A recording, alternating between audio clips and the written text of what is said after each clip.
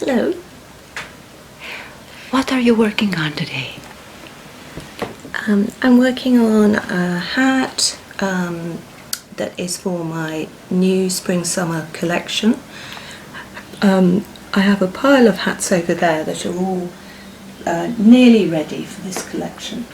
And I just have a couple more pieces to finish, and then there'll be a photo shoot with models and makeup for my website, and also there'll be a photo shoot with just products which will go into my online shop.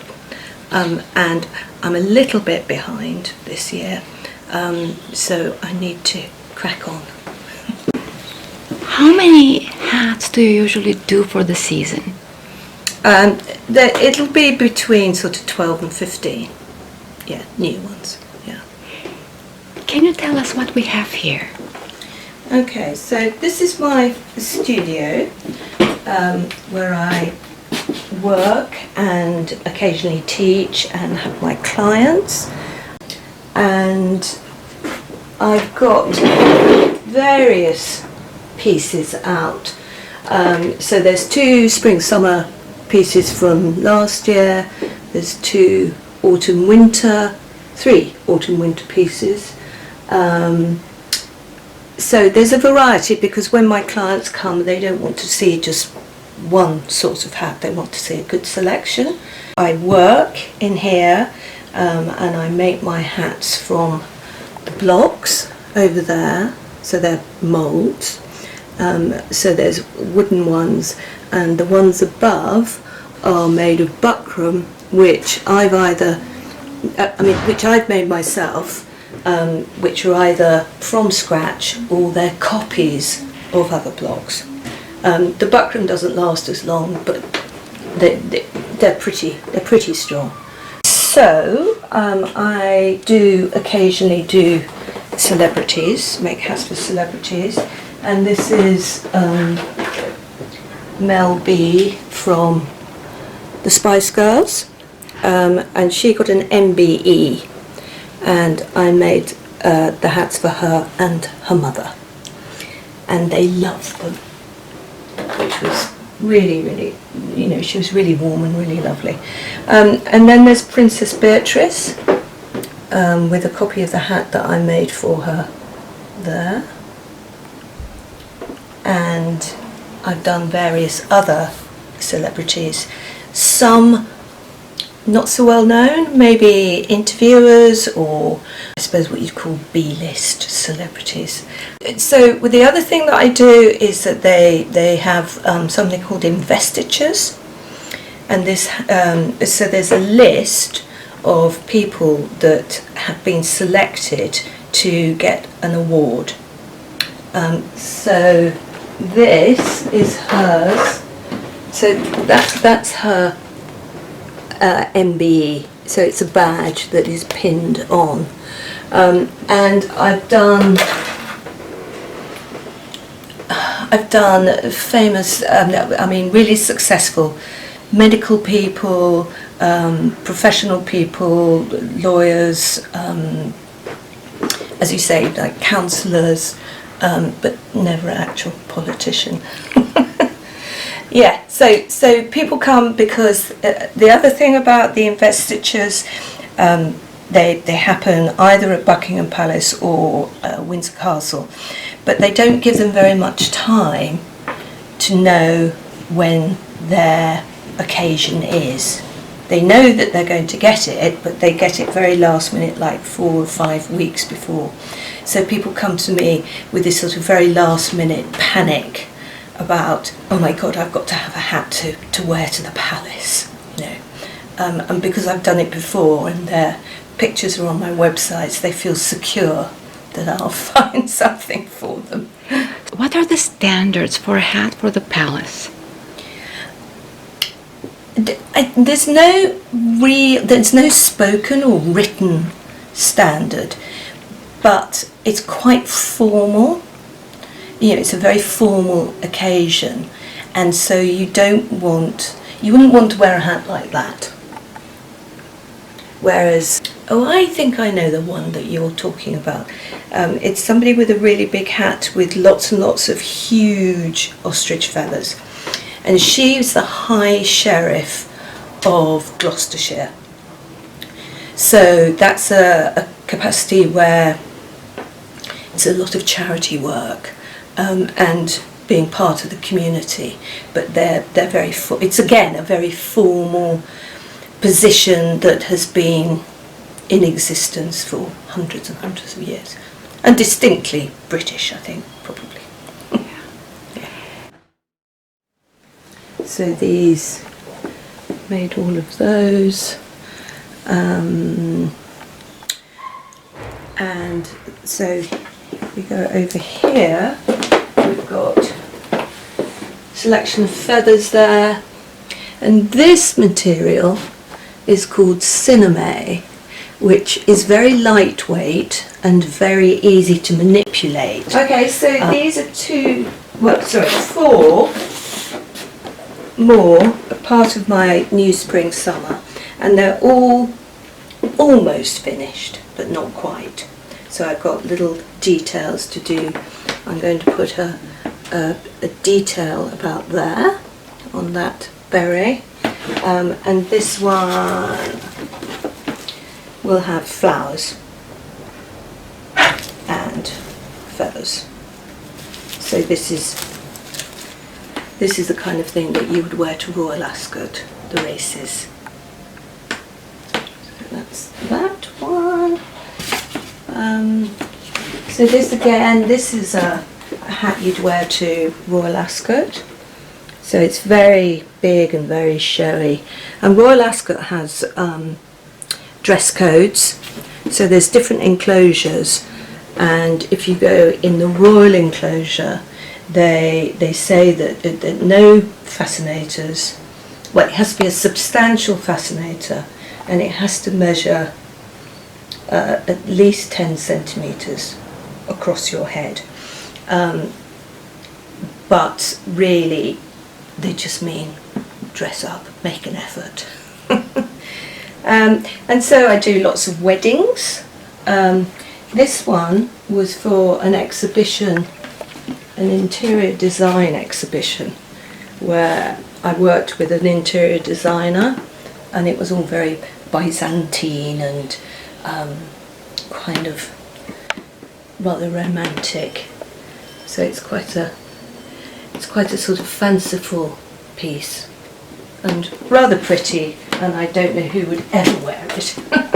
I enjoyed making it. So I use lots of different materials, different kinds of straws. In the winter we use felt.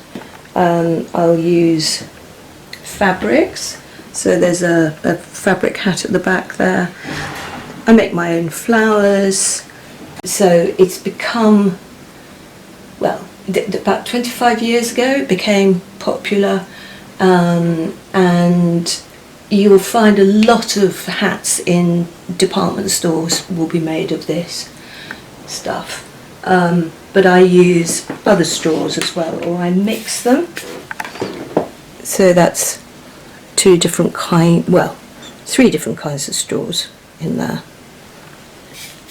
And this, the cineme is made from a banana tree called abaca, but this is a different version of using the abaca. It's very, very fine. And this is, it's called parisisal, so it's a woven straw, whereas this is you buy by the metre. And so this is another different kind of straw.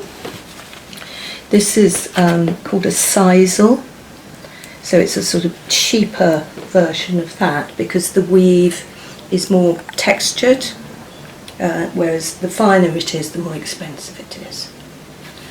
So that's, and these are my Petersham ribbons, and they're specifically for millinery because they have a very high cotton content, so that you can shape and shrink to be able to make the bindings fit, or the trim.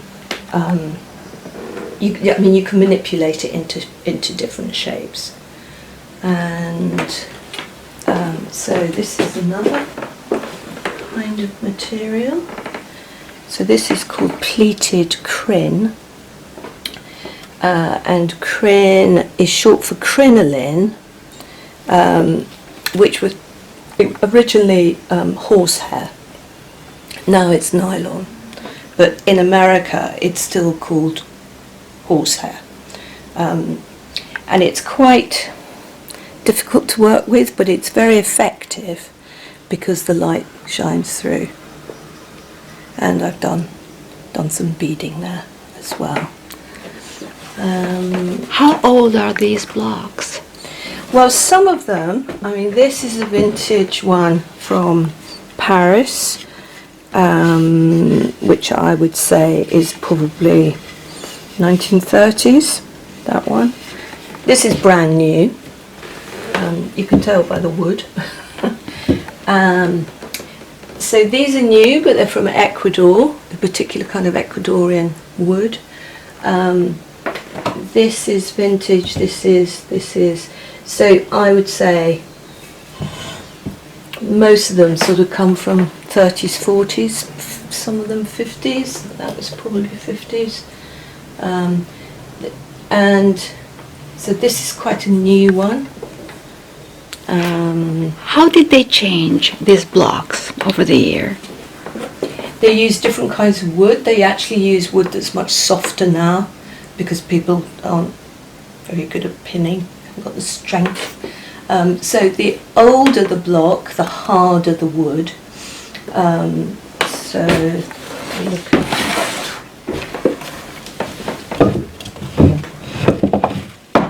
this one. So this has these interesting shapes in it, but it's a very small size, and it's very, very hard wood, and it's beginning to dry out with age. Whereas with your newer, this is called Obesh wood, which is from Nigeria, Obesh, and it's very soft and easy to pin into.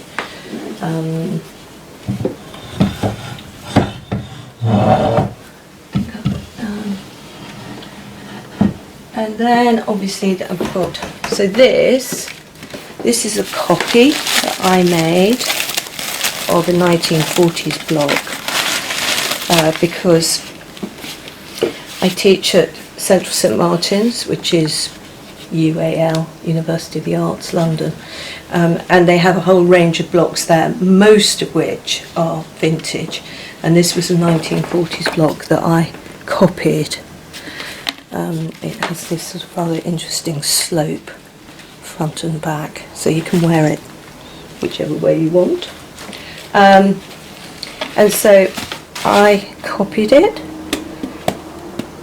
so you can hear it's really quite hard.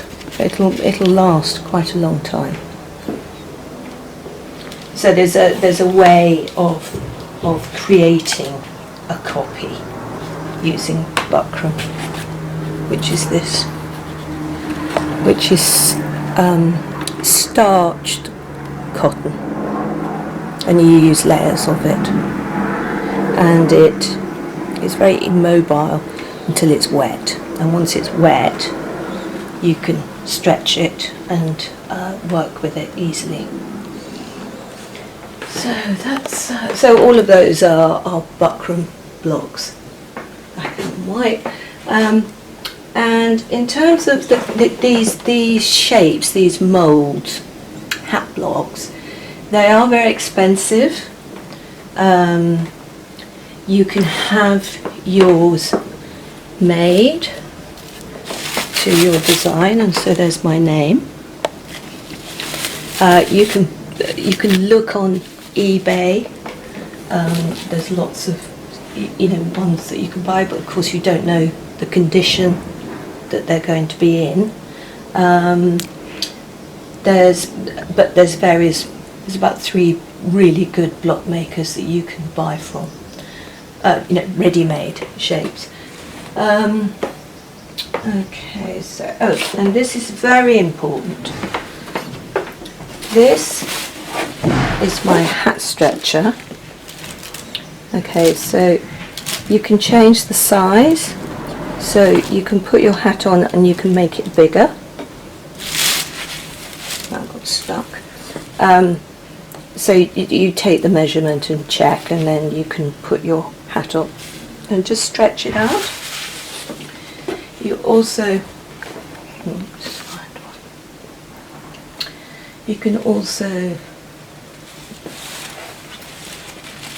use, so to make this smooth, I dampen it and then put it on here overnight, and then it comes out nice and flat. So, leather flowers. Okay, so in terms of equipment, it's just, I use household irons, and sometimes you use steam and sometimes you don't. But this is a specialist millinery steamer. So you fill this with water and the steam comes out of the spout. And that's how you can manipulate your hats. Also, when you've stiffened them, it helps the stiffener be absorbed by using the stiffener. So it is really, really useful to have a professional steamer, but you can use a kettle if you're not doing a lot. So one with a spout, or you could use a kettle that has a lid that stays up and then it doesn't switch off. So there are a lot of things that you can use that are at home in your kitchen, and you could improvise with like a salad bowl, cardboard boxes for your shapes. Just to have to think about how to hold it on, how to clip it on. Do you restore older hats or historical hats? I have restored hats that were kind of. I did one that was made by a very famous French millionaire whose name I cannot remember, but it was kind of 30s. And then I did another one. So I've done a few, and it's just about carefully matching up the colours, revitalising, helping the shape, and I quite enjoy it. And it's lovely working with something that somebody else's hands. Have you collaborated with museums or? I have. I've done a talk at the Museum of London. I did an afternoon demonstrating at the V&A, and I ran a workshop at the British Museum, which was quite something. Yes, so I have, and I'm very, very fond of the V&A. I love going to the V&A. It's full of inspiration. How far in advance someone should order a hat? Ideally 6 to 8 weeks, but you get, so at the moment I have a mother of the bride for July. I have orders for Ascot, which is June, but then I could get someone who rings up on Tuesday and says, my daughter's getting married on Saturday, I need a hat, oh, there's been a disaster, can you help me, that kind of thing. And so you just drop everything else and you do that one, so you can just turn it round really quickly, so long as you've got the materials. Ordering materials can take time. How did people's tastes changed over the years? Tastes, I think it's more about confidence. So up until the 1960s, everybody wore a hat. Men and women, everywhere they went, whatever they were doing, they wore a hat. And so they weren't dressed unless they, got their hat on. And then in the 60s, the hippie movement. Oh, no, hang on. The first thing that happened was that there was a hairstyle called the beehive, which was like that, developed by Mr. Teasy Weezy. So suddenly you couldn't put a hat on this very tall hairstyle. So that was the first thing, and then it became the sort of swinging 60s and the hippies, and it was all very casual. And hats were worn, but they were a bit floppy. But the royal family and all those formal occasions, they carried on wearing hats, but people stopped wearing them on a daily basis. And it all dropped away until Princess Diana. And she loved hats, and so she wore them, and so everybody, everything that Princess Diana did, or they had to do. So it became popular again, but you still don't get the same confidence about wearing a hat. Even to a wedding, you still don't get that many people. But the clients that I have are the ones that decide, this is a really special occasion, I'm going to have one made, or I'm going to buy one that is a one-off, and then they come to see me. If someone places an order and they live far away, can they still have the hat? Well, the mother of the bride in July lives in Washington, D.C., and she's not coming back until the wedding. So I do it by email. I send images, we've got this far, would you like these feathers, would you like those feathers? And so we'll just do it by email. Yeah. What events do you usually do? Weddings, lots of weddings. The investitures and the races.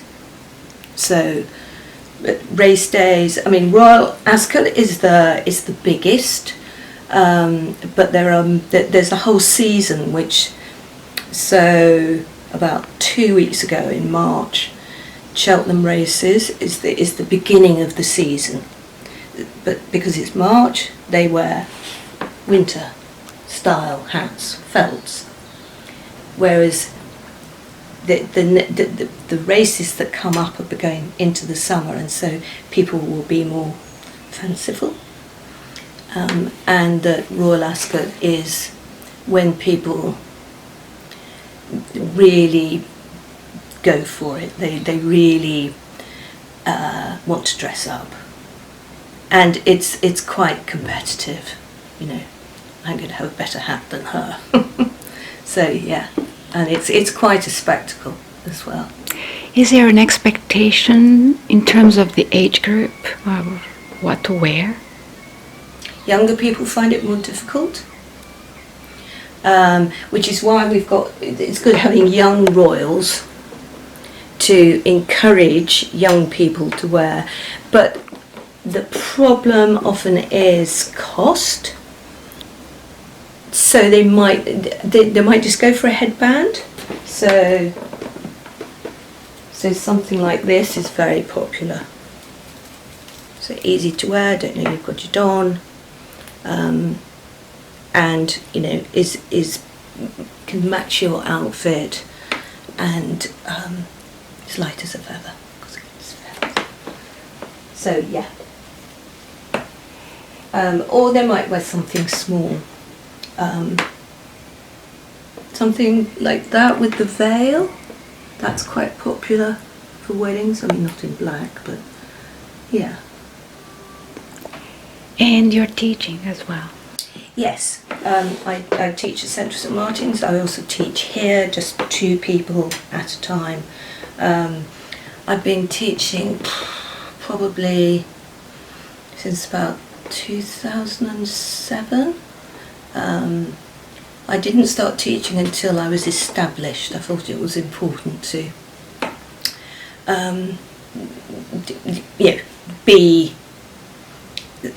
not successful but sort of semi-successful before I started sharing. I was a bit kind of I'm going to hang on to this knowledge, and then it was really just people kept asking, oh, I'd love to learn, and it became very popular to learn millinery about probably about 10 years ago, when people, so it happened at the last recession when people were made redundant and they were looking around for something different to do, and so they come and learn, and then they had the redundancy money to set up a website and get going. And so there are far more milliners now than there was when I started. I started in the year 2000. So yes, I mean there is, when you Google milliners, there are loads and loads and loads of them. But I kept on going. How did you arrive to millinery? Quite by chance, because I was, my degree is in textile design, and which I did for a few years, and then I fell in love with an actor, and so I ended up going into costumes and worked at the Royal Shakespeare Company, ballet, Royal Opera House, various small theatres. So I did that for a few years, and then I got a teaching qualification, but I really wasn't happy teaching art and design to teenagers in inner city London. So I can remember just sitting there going, I don't know what to do, and I saw an advert in a craft magazine saying, learn millinery. So I rang up and I booked 2 days, and on the first day I just fell in love. Sculpture. It's everything, because it's sort of everything like people and costumes and colour and all of that, but it just ends up on the head. So thank goodness I stopped teaching. This is my book, which I was asked 3 times to write a book. When it got to the 3rd time, I thought, maybe I should actually think about this, because I just kept saying it was too big a subject. So I wrote this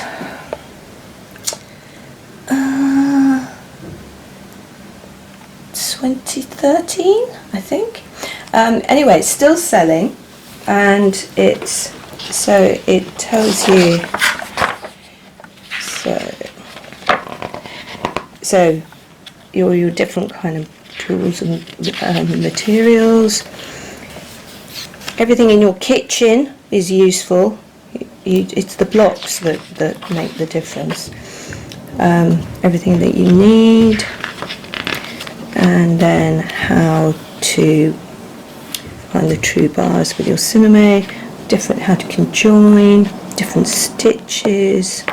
So that's the how-to, and then I show the examples,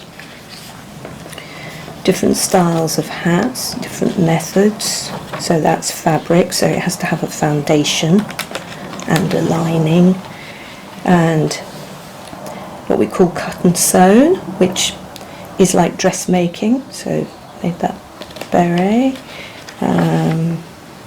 and I asked for different milliners to send me photographs of their work, so that it wasn't all mine. So they had other people's inspirations. See, these are other people's. So we got a wider selection. So that's a very simple little headpiece. And suppliers, glossary. And you can buy that on Amazon. What are your projects this year? Okay, once I've finished my new collection, it's not absolutely 100%, but I'm probably going to do a pop-up shop in the run-up to Royal Ascot, in a very good shopping area, so that the idea is that you can see your clients, you can get people making appointments and come in and buy really expensive hats for Royal Ascot is the idea. I'm also a director of the British Hat Guild, and we do various events. So yesterday it was called Wear a Hat Day, which is all about raising awareness and money for brain tumour research. And we the milliners support that, and so we had an event yesterday where we donated, so 10 of us donated a hat, and then people bought the tickets, so it was like a raffle, and all our hats were won, but the money raised, goes towards the charity. So we do. So I do charity events, and there's a possibility of doing something at Henley Regatta. So that's it's on the river, lots of boats competing, and that's a very sociable summer hat wearing occasion. So I might have a stand there. Do you find that you're busiest in winter or spring, summer? So once it gets to about August, it falls off, and then I tend to do more teaching in the autumn. So I've got courses at Central St Martin in their summer school, so that's July, August, and then I start my winter term in October through to Christmas. So, how can people find you? from my website, judybentinck.com. Very easy. You can Google my name or Milliner London, and I'll come up on the first page.